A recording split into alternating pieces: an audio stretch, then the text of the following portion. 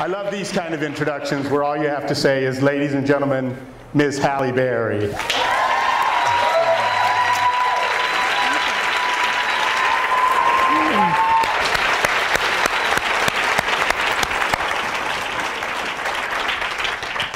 First, let me say thank you so much for being with us tonight. Oh, it's my pleasure. I'm so happy. And then second, let me say congratulations. Thank you. So, thank you. Thank you. Right? Thank you.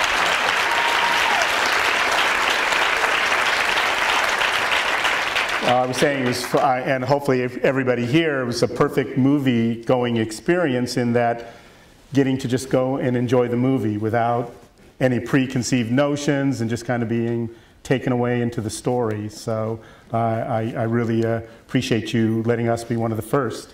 Well, thank you. This is the first. That's why I'm soaking wet under my coat. This is the first audience that has actually seen this movie.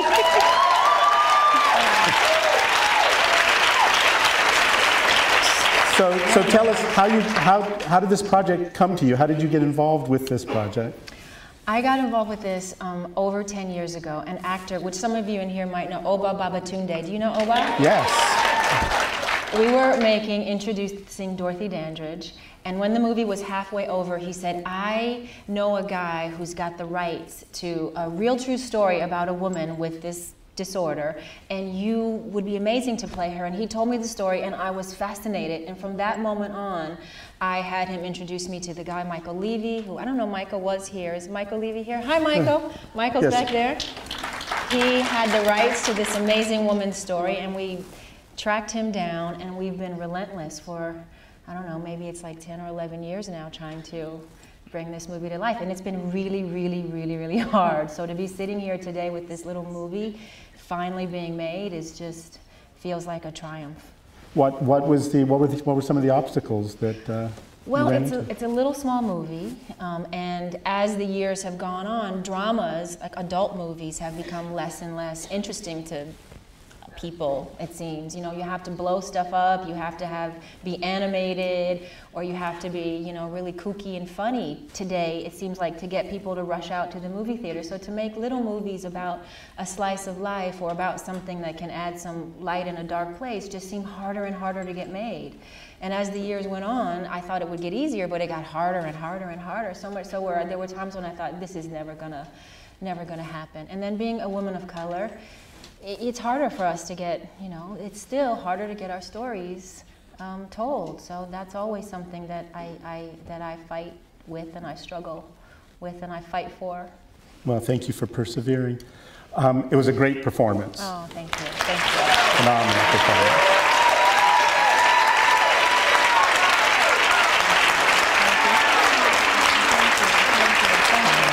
Go ahead.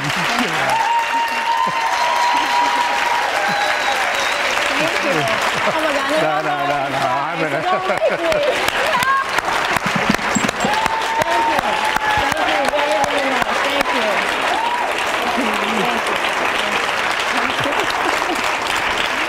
Don't get me started in here. It'll be a long night if I get going.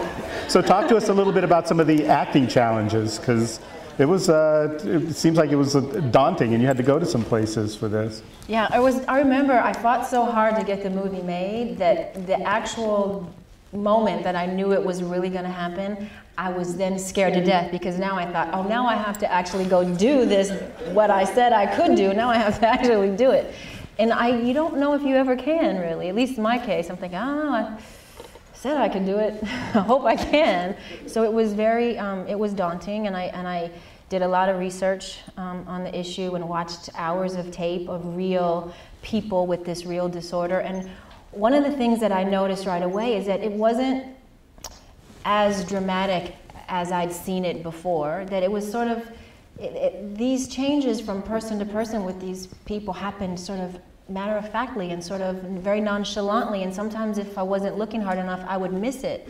And I thought, won't that be a really interesting aspect to bring to it? Because that felt like the truth of it, because I watch medical tapes, you know, of patient after patient, and I thought, won't that be an interesting truth to bring to it? That it's not as dramatic as one might think. It's something very subtle and very simple that these people struggle with. So that was very important to me, to bring that reality to it. And it was also daunting to be a black woman playing a character who has a part of themselves who thinks they're a white racist. And I thought, how am I going to say some of this stuff, and how am I going to bring, you know, some truth to that character, which is really far from me? How do I bring truth to her? Because that character needed to be honored too, because that was very much a part of, you know, our main character. So it was about finding those fine lines and trying not to step over them, but honoring, you know, each character, and then finding a way to bring the kids some dignity and some honor to that little child too, and try to understand what that was all about, and try to understand why her brain sort of fragmented like that, and what did it all mean. You know, I spent a lot of time, really read lots of books on the issue, and realized that every person had one common thread, and that was that they all had something horrific happen to them when they were small, something so traumatizing that they just couldn't handle it, and it was either die or your brain splits and helps you deal. And usually the stronger part of themselves is what becomes the character that the host character has to struggle with the most. They're really struggling with parts of themselves that they can't come to terms with. Yeah. And I noticed there were a lot of writers in, Trying to get this right wasn't easy. And you were one of the producers, so you worked very closely on the script and the whole writing process? Yes, and we have many writers because each writer sort of brought something new and interesting to it, and we kept looking for new writers because we never felt like we got there. We kept thinking there has to be another way to explain this, another way to explore this. So we kept trying new writers and getting new, and I had so many years to work on it, so we kept finding new people that got interested, that brought some new element to it that we didn't have before. And I think we could have kept writing. I mean, we could have kept trying to figure out how can we, you know, put the little pieces to this puzzle together. Because there's so many stories we could have told. We could have told this so many ways because her life was so full. So it was about trying to narrow it down and put it in a movie that was watchable. I mean, we didn't want to make a 4-hour movie, so it was really hard to put it together in a cohesive way. I'm going to ask a couple of mundane questions. So how many shooting days? Very short, like I think 25.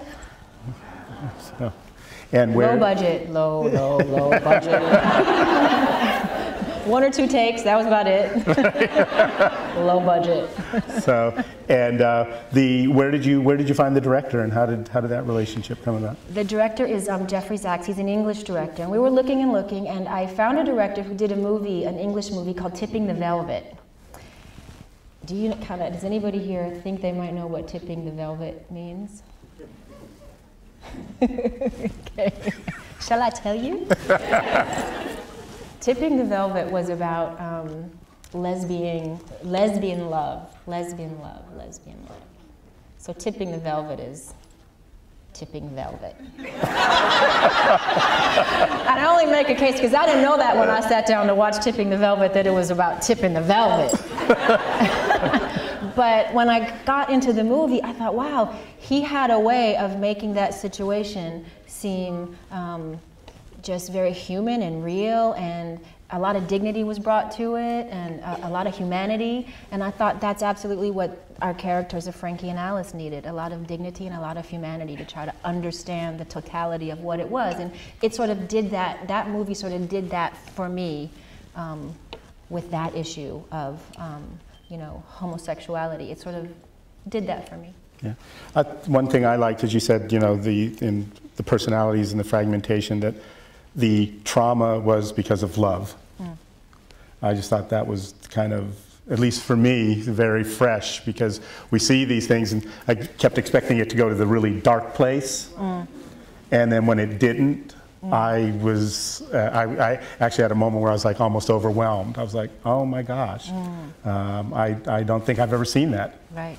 And we didn't want it to go dark because the story wasn't dark. We tried to just honor what was real and not do typically what people do in movies. They take the licenses to make it that way, right, just for it to be sensational. And we thought, no, but that's not the story. So let's honor that. And that's what I loved about Jeffrey Zaks, was he just wanted to always honor the story and try to tell it as honestly and as truthfully as we could without putting too many, you know, movie magic spins on it. But just try to tell it, just tell it, simply tell it. So now, as a producer and obviously as an actress, but I would think more on the producing side, you've got to champion this film. Yeah. And I know it's been around for a while. What took so long for that part of it to finally get it out and start getting it out to the public? Well, we had to put it together, and once again, we had no money. So once we got it shot, I think our post was a little bit longer than it probably should have been, because we had to, continue to raise money to put all the bells and whistles on it. And then finally, it took us a while to find a distributor that got it like we got it. In today's marketplace, so many people, distributors would see it and say, yeah, we love it, but who's going to see it? It's a little small movie about a subject that may be hard to sell. So it took finding the right distributor who said, I get it, I get why you made this story, and we believe in it, and we think that people will want to go see the story about this woman. So it's about finding, the right partnership, and we finally found the right people who believe in it like we do. Is this a film you'd tell your friends to go see? Are you going to tell your friends to go see it? I always like when we get in these kind of campaigns, it's like when we do the voting campaigns, it's like, take 5, okay? So get 5 of your friends and then ask them to take 5 and do the word of mouth. I'm going to open it up for questions from the audience. Yes, ma'am, right here. I really appreciated the character of Alice, and I was just actually curious as to, since Alice was the name that they would have named their daughter, that they were going to name their daughter, why is it that she characterized her as being a racist? Like, what part did that come from? Did that come from his sister and his, Pete's family rejecting her, and her really harboring that resentment from the treatment of that family because she, loved him so much? I just thought it was just, yeah. I just wanted to know where it came from. I think that's probably where it came from. I think, I have no hardcore concrete facts on that issue, so I can just tell you my interpretation as an actor, and I think that is where it came from. That was the part of her that loved Pete so much, and because that was going to be their name, I think that's why she named herself that, and because that was the part of herself that I think she associated with, sort of that world, that family, that whole thing that she was not. A part of her wanted to be a part of that, I think, in a way. And I think she knew that if she would have had this baby, the baby would have been a part of that.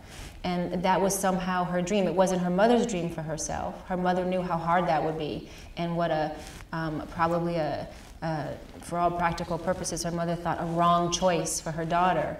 But I think she still had some attachment to wanting to somehow be a part of that world and find some equality there. And I think that's why the character named herself Alice, actually. That alter ego named herself Alice.